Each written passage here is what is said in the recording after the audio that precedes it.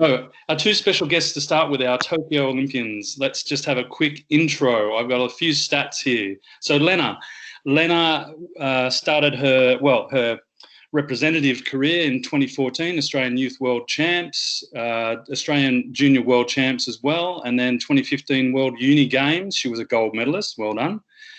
In 2017, FINA World Champs, 8th place, and FINA World League Intercontinental Cup silver medalists, and in 2019 the World Champ bronze medalist. So well done and welcome, Lena. Have you got any of those fancy medals to wave at us and show us? Yeah, Molly's bringing them. Well, while Molly grabs those, I'll go through Beck's little list here as well. So Beck Rippon started in high school with a few championships. Oh, show us the medals, Lena. Flash your medals now. Very nice. Bit of bling. Oh, that's a big one. That's my favourite one. From World Champs, bronze. My baby. Very nice. So Beck won some under-15 knockouts in high school at Sefton High School. Met Sydney Southwest. Definitely won twice, but we don't know the dates, but that's okay. CHS New South Wales first and seconds, Australian All Schools 95, 96, New South Wales under 16s, under 20s, Australian under 20 World Champs, two silver medals there. Australian women's team in 2002 to 2011. And in that time, there was a World Cup gold in 2006. Well done. There were some world champs, 03, 05, 07, 09 and 11, and a silver in 07. And, of course, 04 and 08 Olympic Games with a bronze in 08.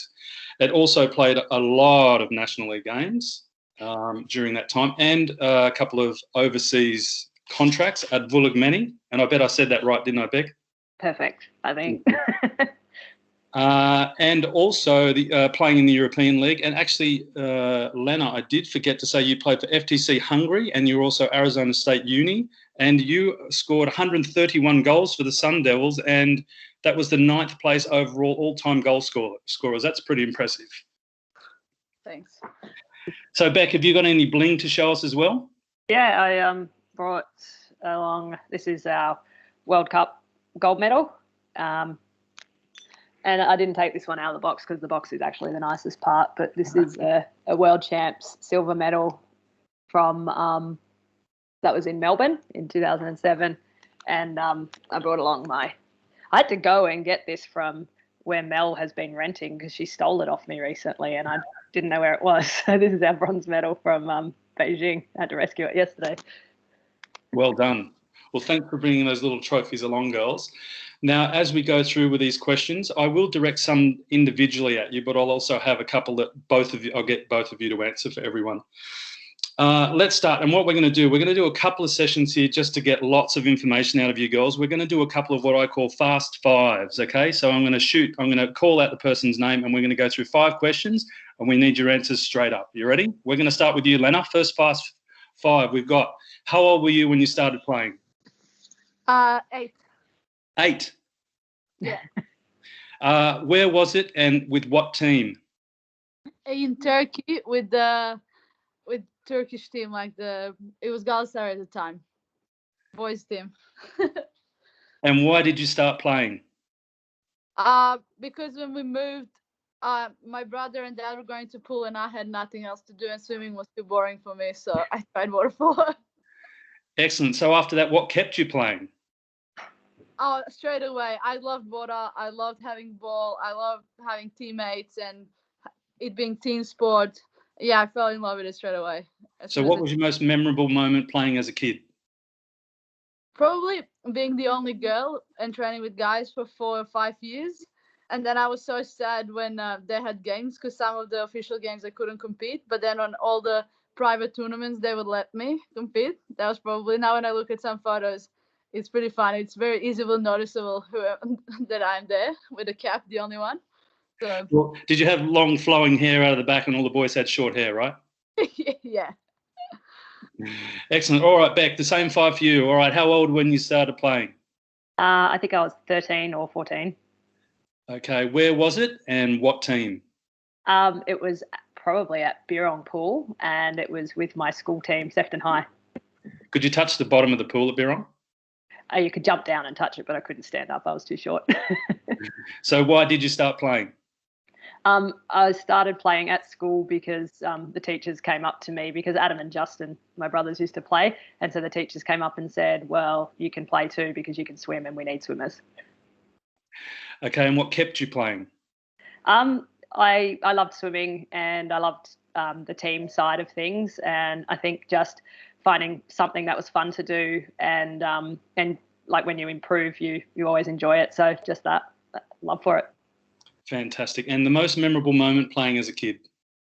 I actually think back to when I was a junior at Cronulla, and I was playing my age group and then playing some grade water polo, and the grade water polo was filled with all these national players, and I was a junior there, and I just remember spending hours at the pool every weekend in the sun playing water polo, hanging out with my mates, and just best memories.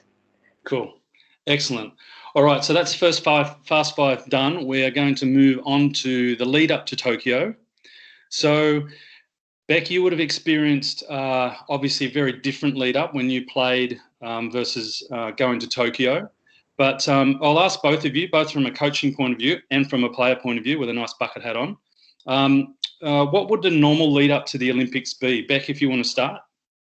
Yeah, I think a normal lead up would be that you'd probably finish our domestic competition, like our National League finals, and go on from there to have national camps. And within the national camps, you'd be travelling overseas and playing in international competitions, having training camps against international teams, and spending as much time together, but also playing lots and lots of games to kind of try out your tactics and see what needs to be improved, and where you need to work on, and just be able to work out combinations of players, and for a player just to get in there and play yourself into games. And Lena, you played against, I think, the US. There was a couple of international games, but they were a long time before Tokyo, yeah? Yeah, almost 2 years, almost. So how many international level games did you play before Tokyo in probably the 2 years leading up? Only a couple? Yeah, we had World League and World Champs, and yeah, that was pretty much it. Not. And then when US came in Brisbane, that was probably the 2 years prior to Olympics that we had. Okay, so talk to us about the lead up to obviously a very different one. You guys went to Queensland. Just run us through what that experience was like, the amount of training you did, like what were you doing every day? Was it 7 days a week? Just give us a rundown of that period of time going before you left to go to Japan.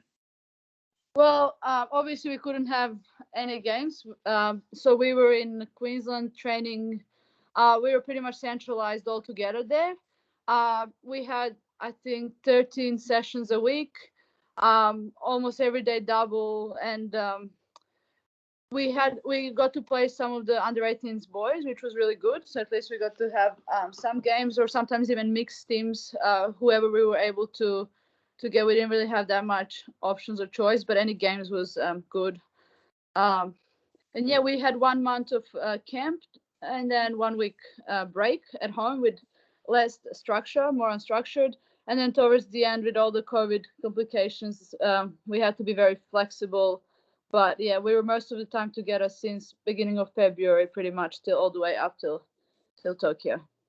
And Beck, from a coaching point of view, was there a big sort of, was a bit of an upheaval for you guys about what you were going to do? And did you have to be a bit innovative to try and get some high-level competition and intensity?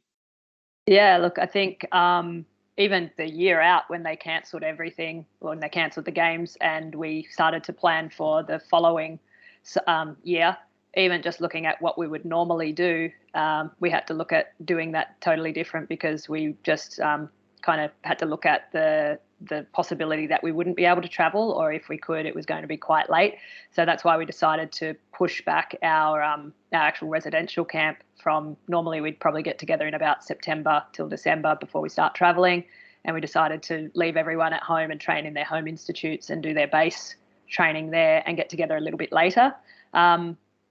And then even then we were still looking for options to travel. So we set up a plan of like what we wanted to achieve in terms of strength and fitness goals and tactical preparation. But we were just trying to find opportunities to play games, because that's where, we got creative with what kind of drills we could do or how we could put pressure on the players to make it like a game or to have the kind of outcome that would happen in a game. And, to be truthful, it did get quite difficult because you're limited in that. And we had plans, and even the plans within Australia kept getting changed, whether we could go where we needed to go, bring the teams that we needed to bring, and just the flexibility got really quite tight. So we had to be a bit more creative in how we trained against each other, but and trying to replicate, say, the different opponents that we were going to play. But the truth is that we can do that, but it doesn't replace what we would be up against overseas, where that's their game and that's how they'll play, and we don't play their game as well as they do. Okay, so Lena, you were at camp. Last question before, when you said 2 years before, I kept thinking like the whole preparation, but yeah, 2 years before this Olympics, we basically only had that games against US, so I just took it like a bit further. So we did. No, that's fine. That's all good. So you were in camp when you actually found out you made the team and you're going to become an Olympian for the first time. Can you tell us when that was and how you felt when that happened? Yeah, so we were on a break when we first got a call. So I was with my brother. We were in Coolangatta for 2 days. It was like after camp on the break. So he stayed with me there, and it was kind of nice to just be with him and away from everyone. And I remember I knew when we were going to get the phone call, and I woke up so early and I didn't know what to do. So we went for a beach swim, and then I came back, and then I didn't know what to do again. So I was like, let's go for another swim. So we went for 3 swims in the morning until waiting. So once I got the call, it was like I started crying. It was amazing feeling, like, and I was so happy that like my brother could be there with me, and he was so supportive. And I remember he looked at me and he didn't know what to say because I was crying. But I was like, oh, it's happy tears. It's good. So it was very special. And then obviously, like, once I got to see the girls, sharing that moment with them and the whole team, and like we all knew what we went through and how much it takes, and just being able to share that was like very special feeling. Well, congratulations for being an Olympian. And Beck, it's a really exclusive club to actually become an Olympian. And you're not a former Olympian or anything like that. You are an Olympian forever. So it's a pretty exclusive club. Yeah, it is. And I think, maybe just being in sport and being part of that club, you actually get to know people who are part of that club. So sometimes it is quite difficult to realise just how special, I mean, we know how special it is, but how small that club is in comparison to the general, group out there. It is really hard to get there. And because especially even at a club like Cronulla, we're surrounded by Olympians, and, they're coaching their parents, and it's quite an honour. And then I think my sister brought up something in terms of numbers of people who've actually become Olympians, and it's such a small number. And being a part of that's amazing. All right, cool. So now let's talk about we're heading to Tokyo. What was the whole process of getting from home to Tokyo like? How long did it take? Where did you leave from? Did you all go together? Was that all part of a group thing? So, and then when you got there, was there lots of processing and COVID testing and all that sort of stuff? So maybe, Lena, you could take us through what happened there. Yeah, so we actually we came here home for a break in between those like blocks. And we got a call that we had to leave earlier because borders could potentially close. So we just packed. We talked about these situations before, if in case it happened. So we were ready to pack and just go as soon as possible so we could escape if borders closed and be there. So that was when we left. And then we kind of knew that once we were there, we probably won't be coming home again before we left. So basically we had all the uniforms from the camp and all the clothes, and we sent some of the stuff back, and it was like thankful to our parents. They like organized a lot of stuff to send back and bring us and then we received all the uniform. We were in Coolum, and then we moved up to the Cairns, and we trained there for I think 2 or 3 weeks, and then from there on we had charter flight to Tokyo. Once we got to airport, it was actually a very long procedure for us to get from airport to the Olympic Village. I can't imagine if it was anywhere else because Japanese people are so organized, and it still took a while. So they were great, but if it was anywhere else, I don't know how it would have been. But it took us almost, I think, 6 or 7 hours to get from airport all the way to the village. It was a long time. And Beck, how did that compare to your travels overseas with that same experience? Was it way more seamless and less testing and waiting and sitting around and looking at each other? I can't remember how we got there on some of the other trips, but I think the thing with this one, it was in Japan, and it was one flight, and it was a charter flight, so that part was quite simple, as in getting on one flight and getting there. But once you got there was a lot more to do. And I do remember in the past we may have gone into the Olympic Village from different parts of the world. It might have been from Europe or America, so you're always catching different flights. But once you got there was a much more simple and straightforward procedure. I think that the Olympic experience, that first part of it, is always pretty crazy. There's so many things you need to do to get accredited, to find your village, to find like your accommodation, and to get your uniform. And there's all these processes that don't go on in any normal competition. And so this felt totally different, but it also felt like just part of what you got to do. Yeah, cool. And okay, we saw lots of footage of things like cardboard beds and the Aussie team set up. And can you give us some insights into village life? And you, Lena, from first time experience, what was it like? What was the food like? Who were your roommates? How was the team together? What was the COVID testing all about? Tell us about your first experience in that particular environment. Well, from the moment we stepped on that plane, and when we were surrounded by all the athletes and everybody like wearing the uniform, and we also got so much uniform. We got like so many different things. I felt so spoiled. Like even like little things like phone chargers and like anything. Like we got so many things, and that was like a lot of like overwhelming. I felt I don't know. I felt like really special. Like no matter where we went, it was really a big honor to walk and wear the uniform. Like as soon as we got it, I opened everything, and I took a moment to appreciate every single piece that I'm wearing. And then in the village, it was great.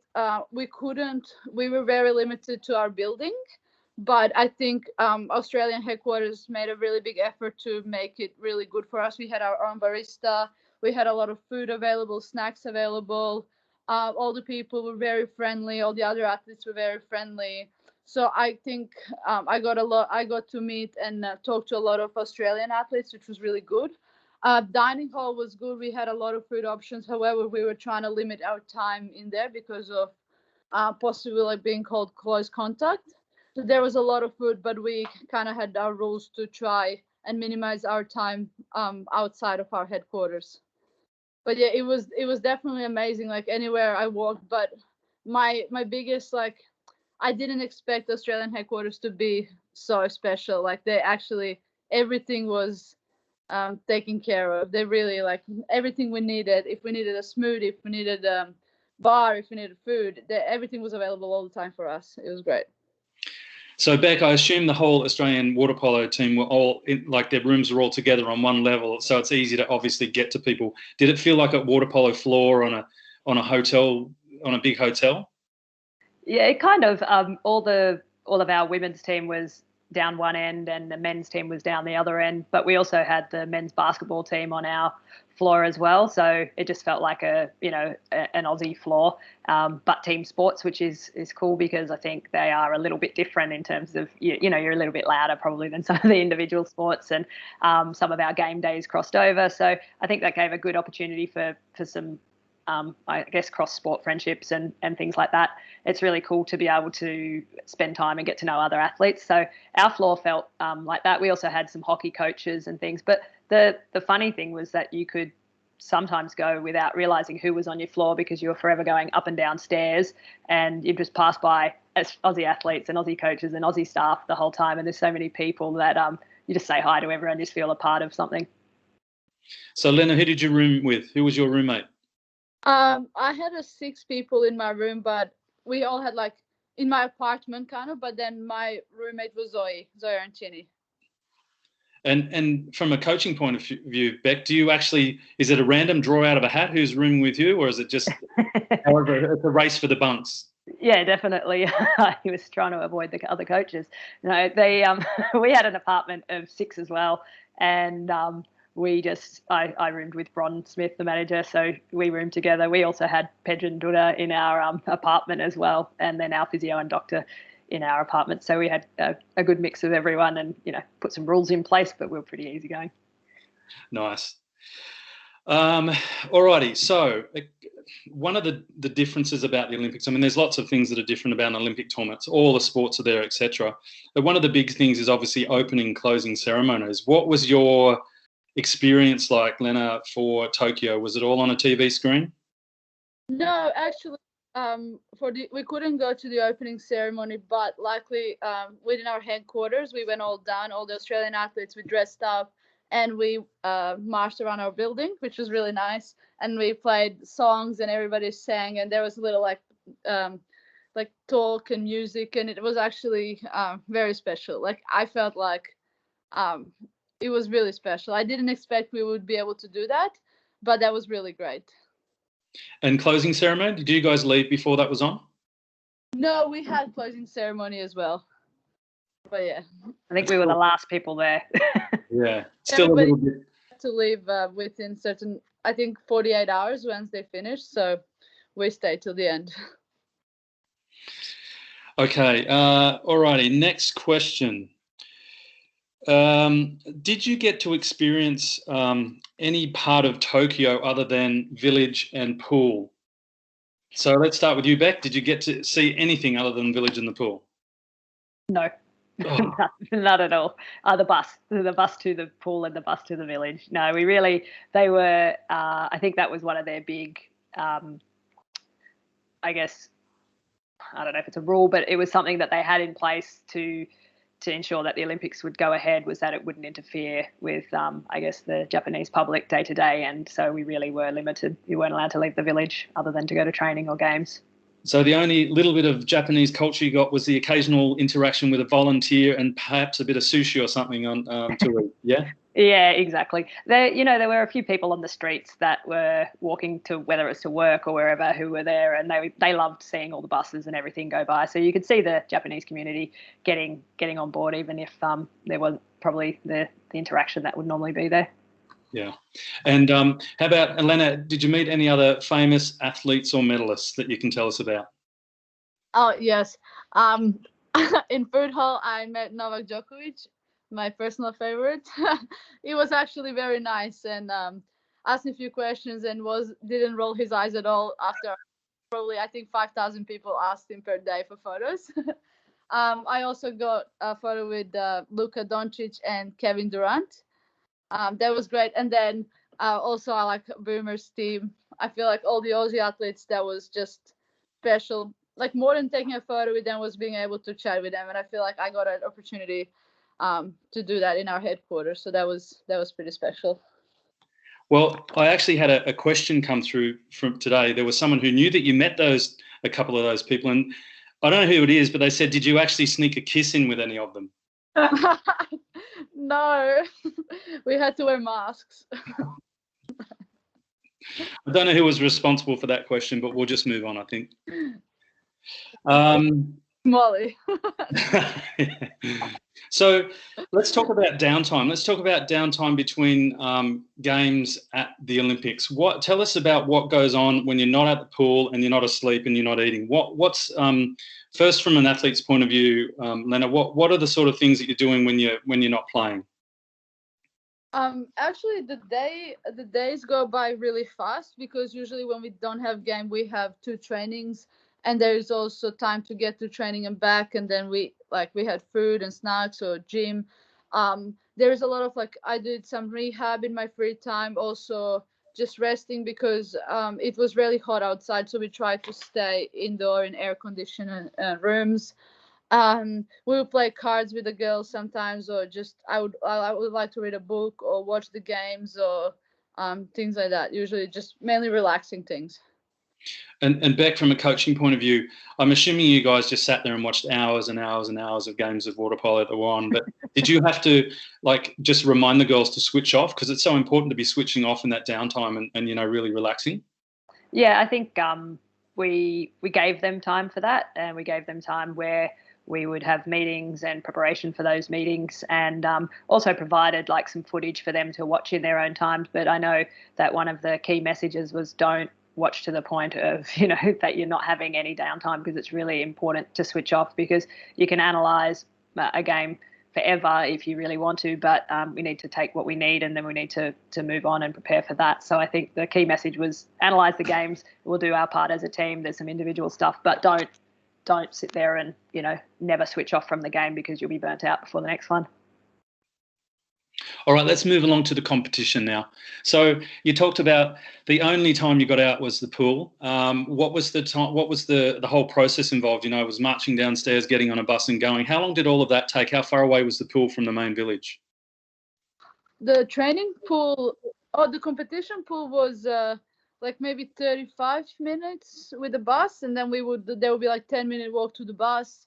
But we would always leave some extra time, hopefully if bus is on time. And then the training pool was almost an hour away. Yeah, so completely different pool, obviously, to train in than the game pool. Yeah. And we could only see the pool. From what we could see, you could see sort of hoarding around the pool and the pool itself and the benches, but nothing else. But we saw you guys walk off the pool deck to somewhere. Was there amounts of space back there? Was there places that you sort of stretched and warm up, or was it basically on the bus and get out of there? So basically there was change rooms that we go to, and then there was a big pool, and there was another pool on the side, which was warm-up pool. So usually before all the games we would do warm-up in the warm-up pool and do all the stretching, and then walk to the main pool. And in the pool itself, so the camera didn't pan out to the crowd very much, because there was no crowd there. So occasionally you'd see a few water polo teams watching other water polo teams. What was it like? It seemed like it was echoey with the whistle and there was just no noise there. What was it like playing in an empty stadium of that size? We were actually joking that we had an advantage, because in Australia, compared to Hungary, one of those countries, we don't get as many people or as full stadiums. So we were joking about that. But actually, once we walked on that pool deck, it didn't feel as empty, because I didn't really look as far. I felt more the presence of my teammates, of our whole team around, and then when I was listening to the anthem, I thought about all the people back at home who I knew they were watching. I knew they were supporting us. So I feel like once we walked to the pool, my adrenaline and everything, I didn't really feel the empty stadium, to be honest. And Becky, you would have experienced obviously a very different thing at the Olympics you went to. Yeah, I remember particularly in actually both Olympics, but in Athens you had the big Greek crowd and the European crowd there, and that was quite loud, but it was an outdoor pool for some of that competition. And then in Beijing it was indoors, and there was a lot of Australians that went there. So I remember having great support and really loud crowd where you could hear them, and you had to make sure that you were really conscious of blocking them out. And that's probably a skill that you have to learn. And I quite enjoyed that, having that. Walking into, like Lena said, walking in there, even as a coach, it surprised me how it didn't feel so empty. You noticed it, but as soon as you focused on what you were there for, you were so focused on that it felt that you could still feel the tension, you could still feel the pressure, you could still feel the importance of the Olympic Games, and that's what it's about, with or without the crowd. So I still noticed that it was high stakes, I guess. And did you guys get to watch any other games at all? Did you get to watch any of the other women's competition, or even the Aussie boys? Did you see any of those games live? No, we couldn't really watch any games. The only times if we were finishing a game or we were about to jump in, and we could see a little bit from the side, but we were not really allowed to watch any games, or especially, I don't think boys, especially because there were different days. If we didn't have training or competition, we wouldn't really leave the village.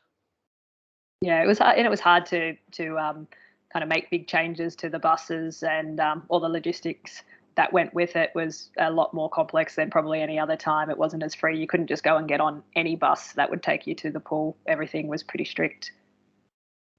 Yeah, okay. And let's just quickly talk about intensity in the pool. You can both answer this. Let's start with you, Lena, being a first-time Olympian. If you were to say, let's rate, first grade is level 1 out of 10.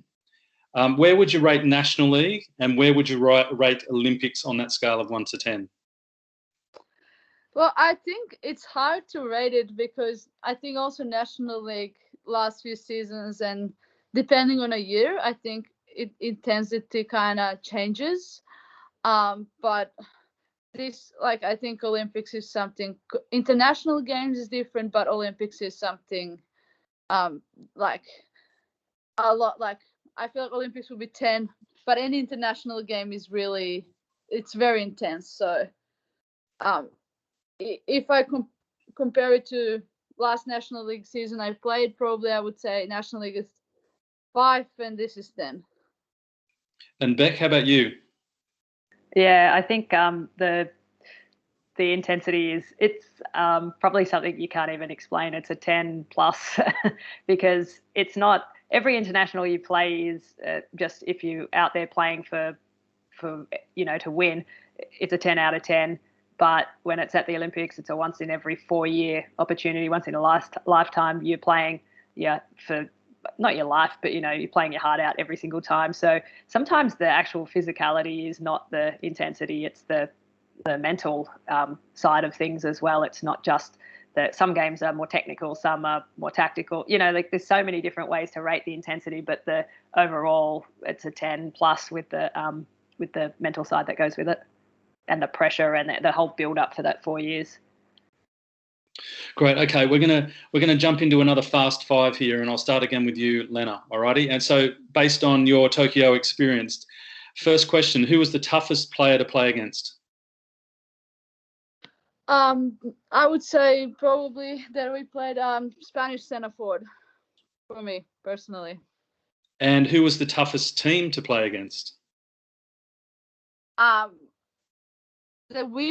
From the teams that we played, probably Canada, just because they play very different and very different defense, and they sometimes like play this bit weird water polo, I would say. So maybe them just. And I know there's no easy teams, but who was the team that you just felt like you were always in control for the game, and it just felt like an easier team to play against? From the teams we played, probably I would say South Africa. Fairly obvious from the score, I suppose, on that one. And who was there's sometimes a difference between the toughest team and your favourite team. Who was the team that sort of brought the most out of you as a player? I think Netherlands. I would say Netherlands. Okay. We haven't, like in past years, we haven't played them that often. They have very talented players, and I think being able to adjust to their game and kind of shut down their main things was that was probably my favorite part of the game. And in terms of, again, just playing, what was your absolute favorite moment from Tokyo in the pool? Oh, there was few. I think there was a lot. The first lineup, I'll never forget, singing national anthem, but also when last game when we all looked at each other in the eyes and we hugged, that was something special. Like in my head, all the things we went through flashed through my head, and like being next to these people, it felt really special. So there was like few moments that were very special to me, that started from the first day we walked to the pool, from national anthem, and some that were on the end. So I can't really choose just one moment. Okay, Beck, from a coaching point of view, who did you feel was going to be the toughest player to play against for the girls? Ooh, I think that it was going to be probably one of the what's it called, one of the Dutch girls, and she's an outstanding player. In my opinion, she's physically one of the best players, one of the best shooters, but I see a a weakness in her mental strength. So I think that she was going to be one of the toughest players to play against, but one you could make a real impact on. And toughest team? I think it was always going to be the first game, and which was for us, Canada. It was such an important game, and we have a good history against them. So I think that there was a lot riding on that game, and just in terms of setting us up for something, I think that going into that was going to be the toughest. What about the easiest team? What was the one you felt most comfortable about? Yeah, I agree with Lena. It was South Africa, and I think that at the Olympics, no matter how easy a team is, you've still got to go in and just play your hardest on them, because everyone's there just to knock you off just once. And who is your favourite team? Which is the team you, from a coaching point of view, you loved watching play, other than the Aussies, of course? That I loved watching play. I actually really enjoyed watching the Hungarians and the Chinese play at different times during this tournament, just because they play a really exciting attacking style, but it also opens them up for some good games against them, because they sometimes are a little bit weaker in defence. So watching them was quite exciting this time. Excellent. What was your favourite moment from this Olympics? I'd say it was probably standing together as a team for the first time, singing the national anthem, and after everything we had been through just to get there, and I know every team had gone through their struggles to get there, but we hadn't played a game, we hadn't been together as a team for nearly 2 years, and to just and kind of not believing that it was actually ever going to happen, even though we knew it was, just to finally get there and sing that anthem together. I think that was, definitely, it was a signal that it was done. Brilliant. Well, I think I can speak on behalf of all water polo fans in Australia when I say our favourite moments when we found out that Debbie and John were commentating on Channel 7 versus the other commentators they had on 7+. So, I'm sure you might have got some messages about these people that they were just terrible. But anyway, that's just, we'll sort that out for the next one.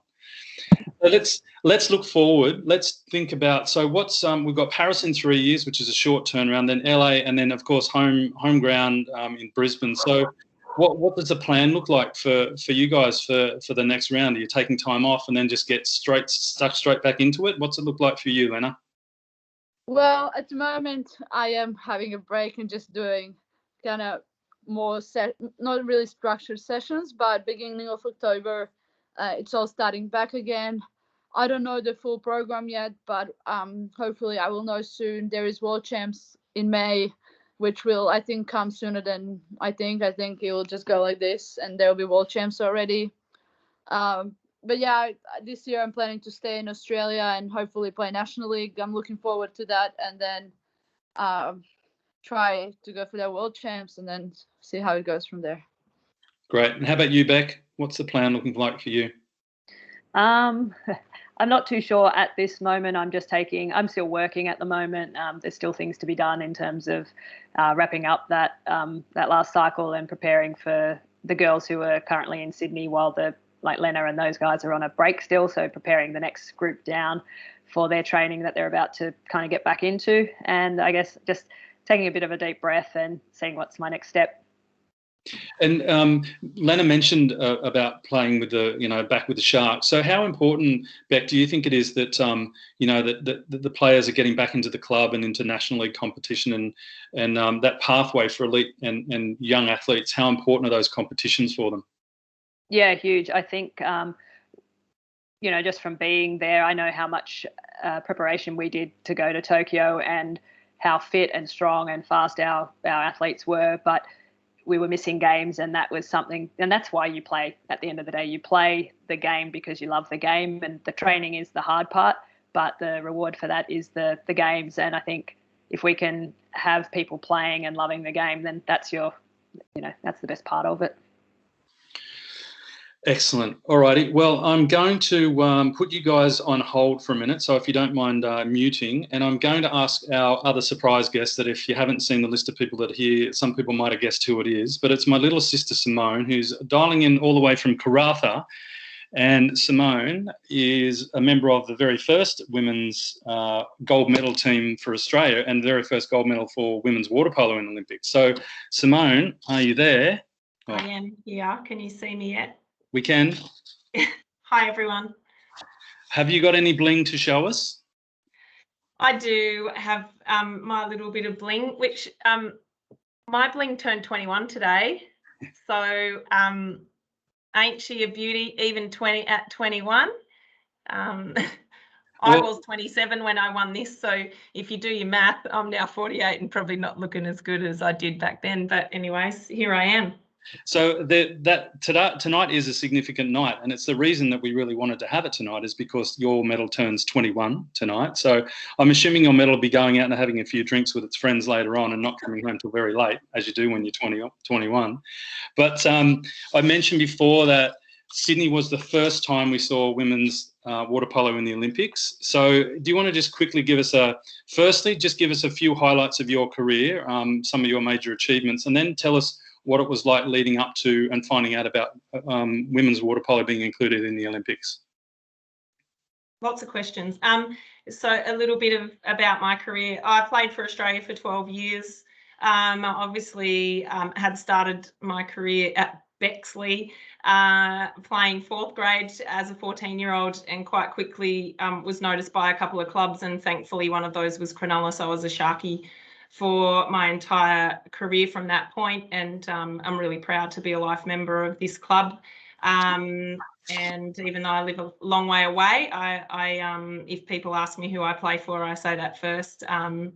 So that was my career, culminated after a couple of opportunities to play overseas as well. One of those, Vuyagmeni, which is what was mentioned earlier. Beck has been there too. And then I played for Patras in post-Olympic period and retired in 2002 after kind of some battles with some shoulder injuries. But after the wonderful win that we had in Sydney, and Sydney being my home, I was ready to kind of step away at that point. Moved into coaching and had some opportunities to coach at home, and throughout my career, I pretty much coached. So even as a 17 and 18-year-old, I was coaching New South Wales underpinning squads and travelling with Bruce Folson to do a whole heap of stuff. So coaching had been part of my life and really loved it. And so then continued on once I finished my career, moved to the West and got some opportunities over here. And quite quickly Bruce was obviously at that point in time the national women's coach. I became one of his assistants, and then stepped into the waist role and had various opportunities to coach at the top level with a couple of different coaches. But then, life happens and we moved to the Kimberley. I've got 3 children. My eldest just finished high school yesterday. So he is 17 and I've got twin 14-year-olds. So life's kind of takes over and I've come in and out of coaching. What's really nice is I still play and coach here. We have a club of about 150 members, and we've got a large junior fraternity coming along. So I get my hands deep into it up here and trying to bring the game across a really broad region of the Pilbara. I get out to remote communities who have all got pools. So lots of Aboriginal people have given our game a try. It's wonderful to be able to be in a region like this where water surrounds us. We play on Australia Day out on an island off here in a remote part of the world, and bring our game some really beautiful vision of not only the environment but our game being played in that environment. So that's really fantastic. That's what I do now. You asked about our lead up. Well, our lead up was it was shortened a bit, like nothing like the current lead up, but we were only told in 98 that we would be part of the Olympic Games after men's water polo had been a part of the Olympics since 1900. So after 100 years of inequality, a huge effort from a lot of local people, Paddy Jones, Kerry, Lizzie and a lot of other people who stood around us, and a lot of other nations that stood around us to have us included. What was really wonderful for us was that when we received our Olympic blazer, and I'm sure Lena recalls putting that on and having, the Australian emblem emblazed on your chest is a really great honour. But for us to be handed that by the women who'd been before us was really wonderful for us. And a really nice way for us to include what they'd done. And particularly, very close to my heart was the girls, the Nulla girls, who were all part of that fight to get us included, and just a really great way to honour them and the work that they'd done, not only for the sport but for individuals like me who joined Cronulla as a 14-year-old and finished my career at the Sydney Olympics. Without some of those girls, I wouldn't have been the player I was, and I wouldn't have been selected to represent Australia at the first ever women's water polo competition, and then not. I definitely wouldn't have stood on the dice, and so when I got to do that, I was definitely standing there for all of those ladies as well, because they're just they were absolutely wonderful. I was on the road as a 15-year-old, and in those days we used to travel for 7 to 9 weeks at a time, away from home. I was still a student, and they all kind of got around me right up until the age that I became of age at 18 and I could get a job. They were my life guides, along with you guys, my family, yourself and mum and dad and my brothers. So really wonderful to stand up there and get this beauty. So Brisbane's coming up soon. When I say soon, it's a couple of Olympics away. But what's up for some of the kids that might be watching who have got their eyes on a home Olympics? What's a home Olympics like, and how do you think it compares to being away?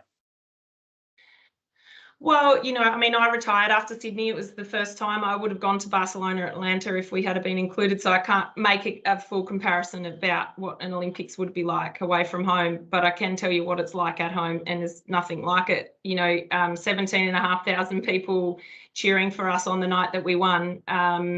It was really rare to have, but I'm sure about 16,500 of those were Aussies. And having that noise hit you at an Olympic final, it hits you and moves through you, and actually you move with the sound.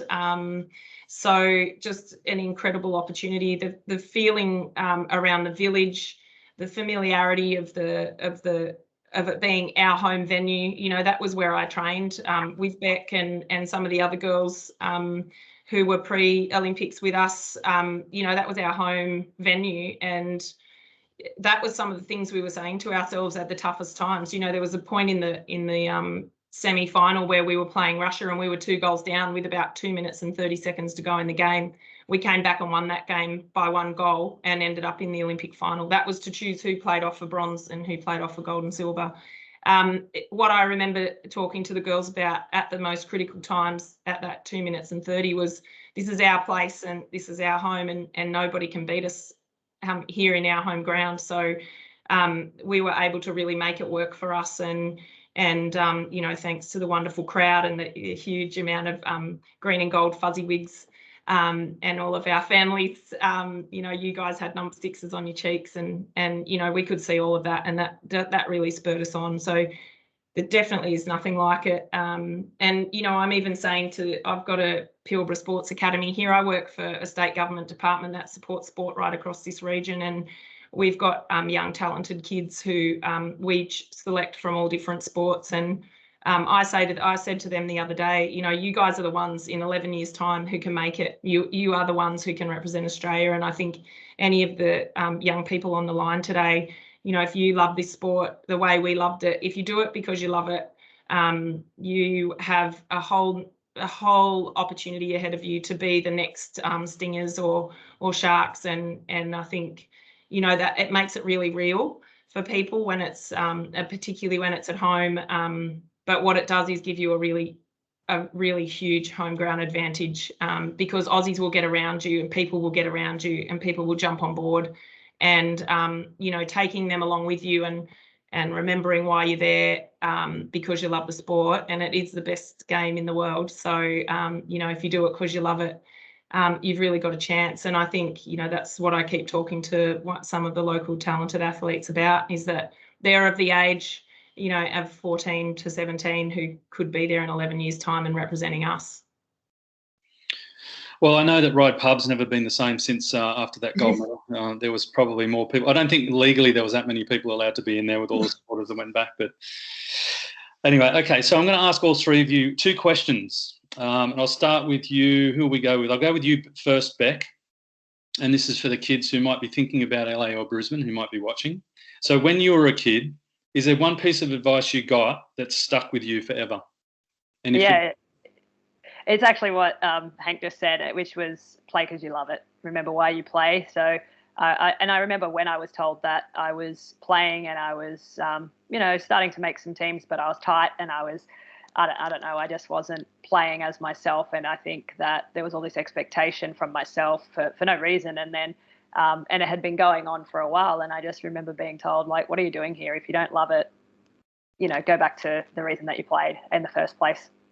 And I took that with me every single day. And it doesn't mean it's easy. It just means that I know why I'm turning up.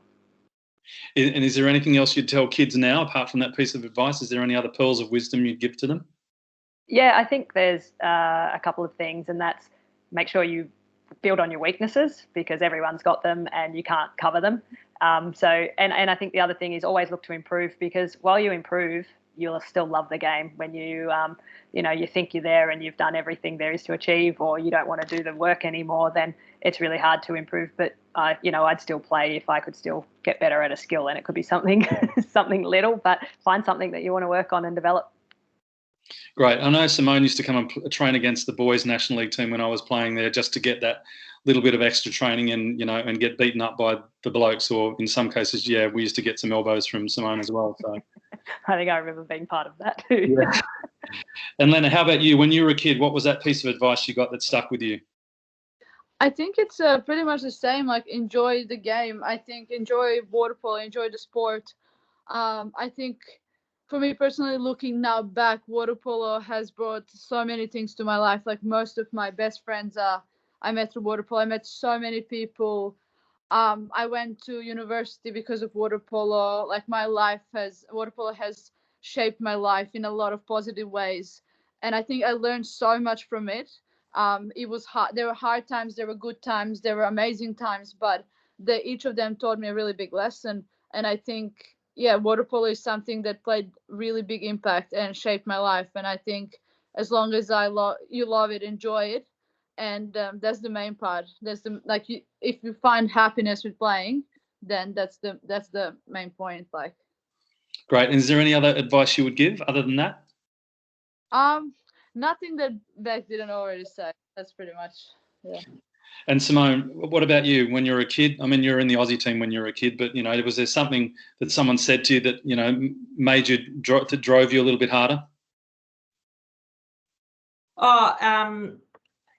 There's probably two, and one of them's already been mentioned, and I've mentioned it. It's the love of the game. My mum, she'd say, do it if you love it, and we'll support you no matter what you choose. But as long as you love it, you continue to do it. And mum's probably the quietest one of all of us. So, she always had some really unique little pearls of wisdom to provide. The other one was, and for me, probably in my era, more than the current one, but is don't worry about trying that skill, because only boys can do that. That didn't bode very well for me. I had three brothers that I always tried to beat, whether it was skateboarding, bowling a cricket ball, or lawn mowing. So when few people said that to me about particular skills, that was probably my inspiration and my motivation. One of the reasons I used to go and train with Aker, and one of the reasons I play number 6 is because of Aker, because I was so impressed by his capability. I watched him and I was really very lucky to be able to be around him and be able to be taught by him and watch the way he played the game, and I emulated that. So that was the reason I chose number 6. But along with a huge amount of national and just great clubmen who I was able to be around, and no one ever in my club made me feel like I wasn't as good as one of them, and no one ever in my club made me feel like I couldn't attend their training sessions and put in just as much. So when everyone outside of my world that was Cronulla tried to put me down and say women just aren't capable of that, it just motivated me. So my advice would be, don't let anyone tell you you can't. Show them how you can, and make it happen. And I guess the other little bit is just around definitely take opportunities as they present. As doors close, another will open. You've just got to sometimes find that door in the tough times. But you know, as a 14-year-old, just starting the game at my high school.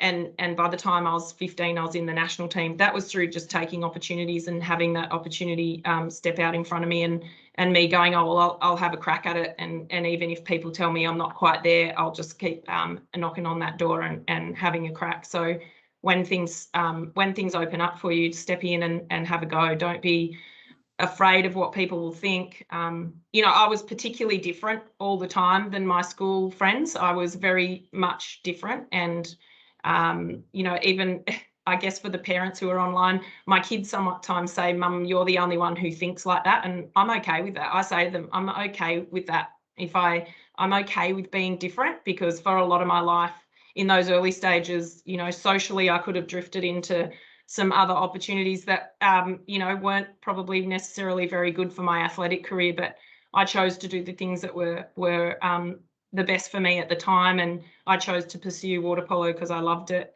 And those friends of mine who are still my friends, don't get me wrong, but they still, you know, go down to the same pub every week in and out. And, you know, my life has taken me in a lot different directions than what theirs has. And that's because I didn't succumb to the pressure of being different. And, you know, that was just through training hard and doing something different to what my school friends were doing. And that really set me up for being okay with being different a lot of the time. Okay, now we've got to... I just want to say, like similar to what you said about like opportunities presenting. Me growing up where I didn't even have a girls team, I never thought I would have opportunity to. My always favorite team growing up was Australia, and I remember I used to watch Beck and Mel, and like I couldn't believe. And then when we came here, I used to collect all the uniform that I could get from like somebody sent me back to Serbia, Turkey, and I had it framed in my room. And then one of the first years when I came back in Mel and Mecca were just shooting on the goal one day at Sutherland, and they said, "Oh, you're in, jump in, pass with us." And I was like, "Oh my God, this is the best day of my life!" Like, and I think like things like that for me, that was like so special, and I never forget those things. And to me, that motivated me so much, because I was like, I just want to be like these people, and they were so like, for me, it was like I couldn't imagine that 2 years before that I would be able to be in the same pool with them yet pass with them. So I feel like things can always change, and opportunities always like will present itself if you believe in it. Alrighty, we've got a few questions. I'm sure people will want to hang on, that's fine. But there's a few questions that came in from people, and I'll try and direct them, and we'll get some quick answers from them. Beck, someone said something about ribbons. Can you tell us about your ribbons? Yeah, we got these. Lena was saying we got so much gear when we were away, and we got these little kits, and they had these little ribbons in there, and they had like Aboriginal artwork on them. And so myself and the other female staff decided that we should embrace that, and so we wore a ribbon in our hair. And it was only for that reason, but apparently it was quite interesting, because I'm not generally a ribbon person. Okay, I've already asked Lena about kissing her heroes, so I won't go back there again. Okay, Lena, what's your favourite training spot in the Shire, even running or swimming or whatever it might be? What's your favourite training spot in the Shire? Gunnamatta. For sure. Agree. You can do everything in Gunnamatta. Yeah. You can even do bombs off the pier. Okay. I was going to mention a dislocated shoulder for you, Simone, and someone's question was, what's the toughest moment during your Olympics and how did you overcome it? Your shoulder was dislocated in the semi-final match, and no one knew about it except for a couple of staff members, and you played the next night, yeah? Yeah, that's right. A lovely Russian who now has a bronze medal. She held my left. I'd had a recon on my right shoulder pre-games and a bit of a fix-up only about 12 months before Olympic trials. So Beck used to help me do secret training all the time, because this farm was worried about me managing the injury. But we used to do secret training at Beerong Pool. And thankfully Beck could read a swim clock because I couldn't, but I had to go in front because I could do the 50s a little bit faster. But yes, she held my wrist and kicked me in the armpit of my left shoulder and dislocated it. So that was with about that that was at that critical point in time where we needed to score a couple of goals. It was right at the end of the game. And I remember looking up at my mum, and she had a green and gold fuzzy wig, and she'd made these, well, you wore them too, Matt, but she made these pants of Dorothy the dinosaur, because Dorothy's green and gold, and put feather boas around them. So she was sitting there just wheeling us along and sitting down. Everybody else was kind of jumping around, and I could see Mum, and I just threw my arm over my head and it went back in the socket, and we continued to, and then scored those few goals and got through. But yeah, that night it was really sore and quite a struggle, and I spent about 6 hours with the physio, and spent most of the morning with the physio, but I do remember calling you and telling you I couldn't believe it that we had the choice of a gold or silver medal because we'd made it through to the final, and you said, what are you talking about? Surely you're just going out there to win the one.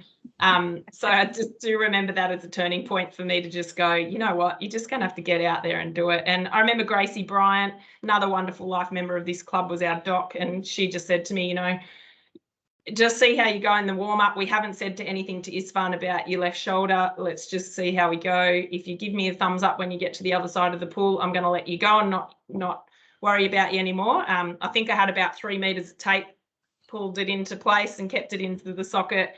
And I remember excruciating pain when I swam across the pool, but I turned around and my thumb went up. So that no more discussion about poor me. It was just get on with it. And to have such a tight tussle to only win 4-3 with 0.3 of a second to go. When 17 seconds to go, they scored an equaliser, and Isfan looked down the bench and said, Hank, I don't know what you can do, but get in and try and do something. I was like, whoa. And I thought we were going into extra time. I didn't know how I'd make it, but we didn't. We won with 0.3 of a second to go. Just shows if you push through as long as you can, every moment counts, and it did that day. Fantastic. And I almost got arrested just after that trying to get down the pool deck, but we won't talk about that. Lena, last one for you. I know I've seen a few. The question is, how do you balance seriousness of elite sport with other aspects of life? I'm pretty sure you're a pretty good artist, right? Yeah, well, I wouldn't, not pretty good, but all right. So how much time do you spend with a paintbrush in your hand just doing stuff like that? Well, especially now when I have a lot more time, but also in the camps, like I find it really relaxing. So I could be sitting for 2-3 hours and I wouldn't even notice. Like yesterday I started painting and I painted for almost 3 hours and I looked at the clock and I was like, oh, it's been 3 hours.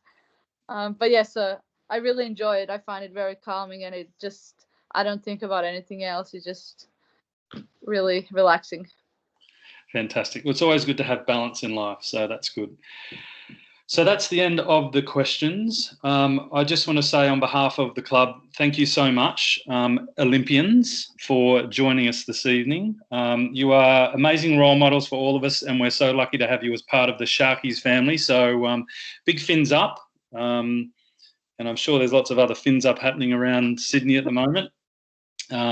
Stay safe. I can't wait to see you all, especially Simone, when the bloody Prime Minister over there, the Premier over there, opens the bloody borders again. So, but can't wait to see everybody else on pool deck soon.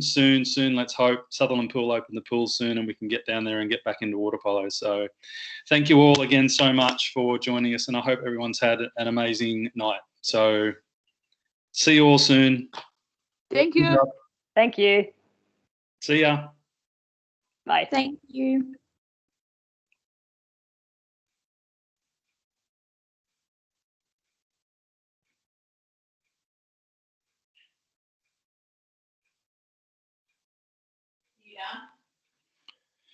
Yeah, we're just about done. Can you go get sad? Yep.